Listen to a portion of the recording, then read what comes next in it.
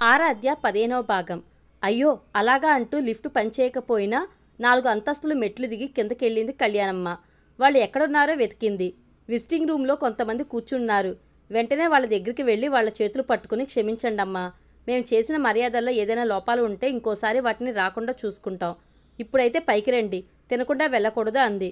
వాళ్ళు బిత్తరపోయి చూశారు. మేము చేసిన పొరపాట్లకి మీరు రమాదేవిని మాటలు అనొద్దు. పాప ఆవిడేం చేస్తారు? ఏదైనా ఉంటే మమ్మల్ని అనండి, అన్నం మాత్రం తినండి అంది చేతులు వదిలి గడ్డం పట్టుకుంటూ. మీరు పెద్దవారు, మర్యాదస్తులు, మా చేతులు గడ్డాలు పట్టుకుని మమ్మల్ని ఇబ్బంది పెట్టకండి. కాశీరెడ్డి ఉదయం నుండి మాకు మర్యాదలు చేస్తూనే ఉన్నాడు. ఎంత బాగా చేశాడు అంటే అడుగడుగునా ఫ్లైట్లో సప్లై చేసినట్లు చేశాడు. ఇక్కడ భోజనం కూడా చాలా బాగుంది. అది తిన్నాకనే అక్కడ పెళ్లి కన్నా ఇక్కడ రిసెప్షన్ బాగుందని రమాదేవితో అన్నాం. అది తప్పయింది. ఆవిడికి తెగ రోషపడిపోయింది. డిన్నర్ చేస్తున్న మాతో గొడవ పెట్టుకుంది. దానితో ఎప్పుడూ ఇంతే. ఊ అన్నా గొడవే, ఆ అన్నా గొడవే. మాకు ముందే తెలుసు అది పెద్ద కంపునోరు అని. అందుకే ఇటొచ్చి కూర్చున్నాం. అది హైదరాబాద్ వెళ్ళినా మారదు, అమెరికా వెళ్ళినా మారదు. దాని స్పీడు తగ్గదు, దాని నోరు తగ్గదు అంటూ వాళ్ళలో కాస్త లావుగా ఉన్నామే ఆగకుండా మాట్లాడింది. ఉలుకు పలుకు లేకుండా అలాగే చూస్తుంది కళ్యాణమ్మ. వెంటనే రమాదేవి చిన్న తోడుకోడలో ఆవేశంగా రొప్పుతూ లేచి చేతులు తిప్పుతూ, వాళ్ళు చేసిన పెళ్లి చూసి మేము ఓర్వలేకపోతున్నామట, కళ్ళల్లో నిప్పులు పోసుకుంటున్నామట. ఆ మాటలు ఎంత ఘోరంగా ఉన్నాయి. ఆ మాత్రం ఆడపిల్ల మాకు లేదా? ఈ మాత్రం పెళ్లి మా ఆడపిల్లలకి మేం చేయలేమా? నిప్పులు పోసుకుంటున్నామట. అసలు మేము మా అమ్మాయిల కోసం చేసే షాపింగ్లో 1% షాపింగ్ కూడా ఆరాధ్య కోసం చేయదు. మేము మా అమ్మాయిలకి పెట్టుకునే తిండిలో 1/2% తిండి కూడా ఆరాధ్యకో పెట్టదు. ఎప్పుడు చూసినా షాప్లో అమ్ముకుంటూ కూర్చుంటుంది. పైకేమో నిన్ను మేము ఎంత బాగా పెంచుకుంటున్నాం ఆరాధ్య, ఎంత బాగా చూసుకుంటున్నాం, మాలాగా ఎవరూ చూసుకోరు అంటూ కన్న కూతురు దగ్గర బుసలు కొడుతుంది. బయట వాళ్లతో కూడా అలాగే చెప్తుంది. ఆవిడ నాటకాలు మాకు అలవాటే, మీకు కొత్త అంది.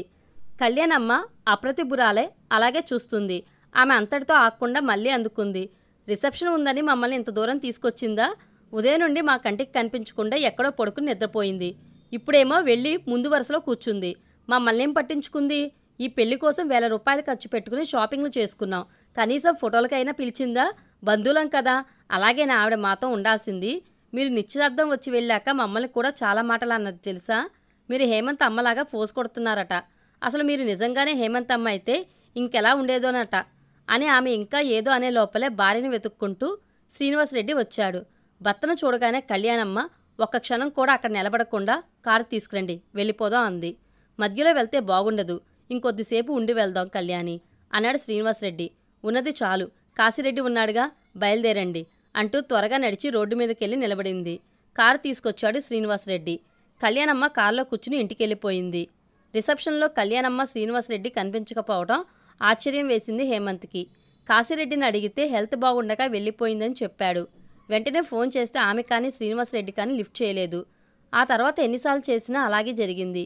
వాళ్ళలా మాట్లాడకుండా మౌనంగా ఉండిపోవడంతో విషయం తెలియక బాధపడ్డాడు హేమంత్. రిసెప్షన్ జరిగిన మరుసటి రోజే ఆరాధ్య తను లోగడ ఉన్న హాస్టల్లోంచి షిఫ్ట్ అయి హేమంత్ దగ్గరికి వచ్చింది. హాస్టల్ పూర్తిగా వెకేట్ చేసింది. ఎప్పట్లాగా ఆఫీస్కి వెళ్తుంది. ఆరాధ్య పనిచేసేది హేమంత్ వాళ్ళ కంపెనీలోనే అయినా వర్కింగ్ అవర్స్లో ఇద్దరికి ఏమాత్రం టచెస్ ఉండవు. టైమింగ్స్ కూడా ఒకేలా ఉండవు. ఈవినింగ్ టైంలో ఇంటికి ఒకరు ముందు వస్తే ఒకరు వెనక వస్తారు. దానికి కారణాలు చాలా ఉంటాయి. అవి పైకి చెప్పుకునేంత పెద్దవి కావు, అలానే వదిలేసేంత చిన్నవి కావు. హేమంత్ ఇంటికొచ్చిన గంట తర్వాత వాత్సల్య స్కూటీ మీద ఇంటికొచ్చింది ఆరాధ్య. రాగానే హేమంత్ మీదే విసుక్కుంటూ, ఎన్నిసార్లు అడగాలి స్కూటీ కొనిమ్మని? విని విన్నట్లు ఎందుకింత పోస్ట్పోన్ చేస్తున్నారో అంది. నా దగ్గరేమైనా డబ్బులుండి కొనివ్వటం లేదా? అర్థం చేసుకోవే అన్నాడు హేమంత్. మీరే నన్ను అర్థం చేసుకోవడం లేదు. సిటీ బస్సులో రోజు నిలబడి ఆఫీస్కి వెళ్తున్నాను. ఎవడెక్కడ తాకుతాడో తెలియదు. రోజు గొడవ పెట్టుకుంటూ వెళ్ళాలా? ఒక్కరోజు కూడా నాకు సీట్ దొరకడం లేదు. ఆఫీస్ అవర్స్లో బస్ జర్నీ ఎలా ఉంటుందో మీకు తెలుసు. మీకేం జెంట్స్, ఎలాగైనా వెళ్ళగలరు. నా పరిస్థితి అలా కాదుగా అంది. మొన్నటి వరకు ఆమె వెళ్ళింది బస్సులోనే, కానీ పెళ్ళయ్యాక కూడా అలాగే వెళ్ళటం షేమ్గా ఉంది.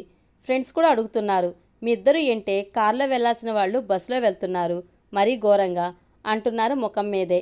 మీరేం చేస్తారో నాకు తెలియదు. నాకైతే స్కూటీ కావాలి. వాత్సల్యను రోజు డ్రాప్ చేయమని అడగలేకపోతున్నా అంది. అప్పైతే చేయలేను. 2 సంవత్సరాలుగా నేను సంపాదించి అకౌంట్లో దాచుకున్న 5 లక్షల్లో 3 లక్షలు నీ నగలకి, 2 లక్షలు రిసెప్షన్కి అయిపోయాయి. రిసెప్షన్కి 2 లక్షలు సరిపోక ఇంకో 2 లక్షలు బయట తేవాల్సి వచ్చింది. వాటి కోసం ప్రతి నెల నా శాలరీలో సగం శాలరీ కట్ అయిపోతుంది. ఇంతకన్నా కటింగ్స్ పెడితే నెల మొత్తం ఇబ్బంది పడాల్సి వస్తుంది. అందుకే నువ్వెంత అడిగినా నేను మాత్రం స్కూటీ కొనివ్వలేను. 2 లక్షలు అప్పు తీరేంత వరకు నన్ను అడక్కు. అవును, నేనంటే నా 2 ఇయర్స్ సంపాదన రిసెప్షన్ కోసం గోల్డ్ కోసం పెట్టాను.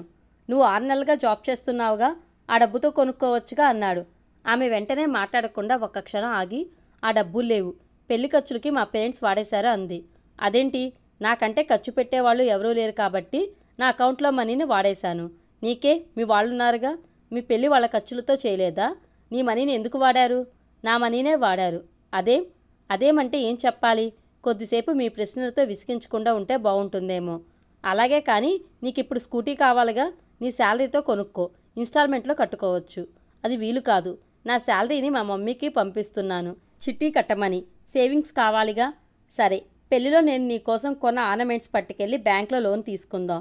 అవి ఉన్నా నువ్వేం పెట్టుకోవడం లేదుగా, బీరువాలో ఉండేదేగా. ఇలా వాడుకుంటే నీ అవసరం కూడా తీరినట్లవుతుంది అన్నాడు. ముందు వద్దన్నది ఆరాధ్య. ఆ తర్వాత అతను పట్టుబట్టడంతో ఒప్పుకుంది. మరుసటి రోజు బీరువాలో ఉన్న బంగారు ఆభరణాలను పట్టుకుని ఇద్దరు బ్యాంక్కి వెళ్లారు. మేనేజర్ని కలిశారు. ఆయన వాళ్ళు చెప్పింది విని, మీరెళ్ళి హెడ్ క్యాషియర్ని కలవండి, మీ దగ్గర ఉన్న ఆర్నమెంట్స్కి ఎంత లోను వస్తుందో చెప్తారు, అంతా ఆయనే చూస్తారు అని వాళ్ళని హెడ్ క్యాషియర్ క్యాబిన్ దగ్గరికి పంపాడు. వాళ్ళు వెళ్ళి హెడ్ క్యాషియర్ని కలిశారు. వాళ్ళ దగ్గర ఉన్న ఆర్నమెంట్స్ని చేతిలోకి తీసుకుని వాటి వైపు చూస్తూ, మీకు లోన్ ఎంత కావాలి అని అడిగాడు హెడ్ క్యాషియర్. ఎంత వచ్చినా ఇవ్వండి అన్నాడు హేమంత్. స్కూటీకి కొంత పోయినా మిగిలింది అప్పుకి కట్టొచ్చన్న ఐడియాతో. ఆయన వెంటనే ఆర్నమెంట్స్ని చెక్ చేసి వాళ్ళ బ్యాంక్ అప్రైజర్కి ఫోన్ చేసి పిలిపించాడు. అప్రైజర్ రాగానే ఆ ఆర్నమెంట్స్ని తీసుకుని చెక్ చేసి ఎంత ప్యూరిటీ ఉందో చెప్పాడు. దానికి ఎంత అమౌంట్ వస్తుందో చెప్పాడు. అది విని ఆశ్చర్యపోయాడు హేమంత్. ఆ బ్యాంక్లో ఒక్క క్షణం కూడా కూర్చోకుండా ఆర్నమెంట్స్ని తీసుకుని ఆరాధ్యతో బయటికి నడిచాడు. విన్నావుగా, నా డబ్బుతో మీ వాళ్ళు కొన్న నగలు 22 క్యారెట్లు కావు, 17 క్యారెట్లు. అంటే 3 లక్షలు తీసుకుని 2 లక్షలకు మాత్రమే కొన్నారు. మిగతా డబ్బులు నొక్కేశారు. దీన్ని మోసం అంటారా, నిన్ను దోపిడీ అంటారా? ఏమంటారో చెప్పు అన్నాడు కోపంగా. ఆమె నుండి సమాధానం లేదు. ఇది నీకు తెలిసి జరిగిందా, తెలియకుండానే జరిగిందా? ఆమె ఏం మాట్లాడలేదు. పెళ్ళి అనుకున్నప్పటి నుండి మీ వాళ్ళు ఎలాంటి వాళ్ళో అంతో ఇంతో తెలుస్తున్నా మరీ ఇంత దగాకోర్లనుకోలేదు. ఎవరైనా సొంత కూతురికి చేయించే నగల్లో మోసం చేస్తారా? ఎంత నీచులే మీ వాళ్ళు. తూచి, అసలు నిన్ను వాళ్ళు ప్రేమతో పెంచారా, మోసంతో పెంచారా? ఏదో మాట్లాడబోయింది ఆరాధ్య. మాట్లాడే అర్హతను పోగొట్టుకున్నా నువ్వు. నోరెత్తకు, ఎత్తావంటే చంపేస్తాను. అసలు వాళ్ళు నిన్నెంత అవమానించారో తెలుసా? తెలిస్తే వాళ్ళను నువ్వు జీవితంలో క్షమించవు. కానీ నీకేం తెలియదు. నీది పిచ్చి ప్రపంచం, వాళ్ళది మాయా ప్రపంచం. అన్ని మాయలు వాళ్ళకి తెలుసు. ఎవరిని ఎలా మోసం చేయాలో తెలుసు. ఎలాంటి మోసం చేస్తే ఎన్ని డబ్బులు వస్తాయో తెలుసు. నిజంగా మీ వాళ్ళు మనుషులు కారే, దొంగలు, దొంగల్ని మించిన దొంగలు అన్నాడు ఆవేశంగా. మా వాళ్ళని దొంగలంటారా? కళ్ళు పెద్ద చేసి చూసింది. దొంగలు కూడా తన ఒళ్ళో పెంచుకున్న ఆడపిల్లకి మంచి నగలే చేయిస్తారు. మీ వాళ్ళు అది కూడా చేయలేదు. అసలు మీ వాళ్ళకి ఏం తెలిసే? మాయలు మోసాలు తప్ప. ఎప్పుడు చూసినా గొడవలు, ఎక్కడికెళ్ళినా గొడవలు. మన రిసెప్షన్ రోజు విడిది కోసం ఏర్పాటు చేసిన హాస్టల్లో ఆ రాత్రంతా నిద్రపోకుండా మీ వాళ్ళేం చేశారో తెలుసా? కిటికీలు తలుపులు మూసుకుని గోలగోలగా అరుచుకున్నారట. కొట్టుకోవడం ఒకటే వినిపించలేదు, కానీ పెద్ద గొడవే జరిగిందని వార్డెన్ చెప్పింది. అప్పుడే అర్థమైంది నాకు, మీ వాళ్ళ బుద్ధులు మారవని. కుళ్ళు బుద్ధులు, కుట్ర బుద్ధులు. ఎన్ని మాటలు అంటున్నారండి మా వాళ్ళని. ఉత్తపుణ్యానికేం అనటం లేదు, కడుపు మండే అంటున్నాను. అప్పుడేమో రిసెప్షన్కి వచ్చి బ్లేమ్ చేసి వెళ్ళారు. ఇప్పుడేమో బంగారం ఇలా చేసి డబ్బులు మిగిల్చుకున్నారు. అసలు నేను చేసుకున్నప్పటి నుండి నాకేదో పట్టుకుంది, నెత్తిన కూర్చుంది. విపరీతమైన మోసాలు జరిగిపోతున్నాయి. నేనేమైనా మీ వాళ్ళని అది కావాలి ఇది కావాలి అని అడిగానా? కట్నం కావాలన్నానా? కారు కొనివ్వమన్నానా? నువ్వే అన్నావు, మా వాళ్ళు డబ్బులు ఇస్తారు, బంగారం ఇస్తారు, ల్యాండ్ కొనిస్తారు అని. అవన్నీ ఏమీ తెలియదు, కానీ నా అకౌంట్లో మనీ మొత్తం ఖాళీ అయింది అన్నాడు. ఆమె డల్గా చూస్తూ నెమ్మదిగా నోరు విప్పి, నేను మా వాళ్లతో మాట్లాడతాను, మీరు ఇంకేం మాట్లాడకండి అంది. ఏం మాట్లాడతావే నువ్వు? ఏ రంగంలో వాళ్ళు ఆ రంగంలో ఈజీగా మోసాలు చేస్తారని విన్నాను, కానీ మరీ ఇంటి అల్లుడినే చేస్తారనుకోలేదు. వీడికెవరూ లేరు, అడిగేవాళ్ళు అంతకన్నా లేరనేగా మీ వాళ్ళ ధీమా. కానీ నేను మీ వాళ్ళని వదలను. మీ బంధువుల్లో టీవీ9లు, టీవీ5లు ఎవరో తెలుసుకుని వాళ్ళ దగ్గరికి వెళ్ళి జరిగింది మొత్తం చెప్పి మీ వాళ్ళ పరువు తీస్తాను అన్నాడు. ముఖం ఎర్రబడేలా చూస్తూ, అలా తీస్తే ఏమొస్తుంది మీకు అంటూ అరిచింది ఆరాధ్య. ఇంకెవరో ఆడపిల్లకి చేయించే బంగారు నగల్లో ఇలాంటి కకృతి చేయకుండా ఉంటారు, అల్లుడిని నష్టపెట్టకుండా ఉంటారు అన్నాడు.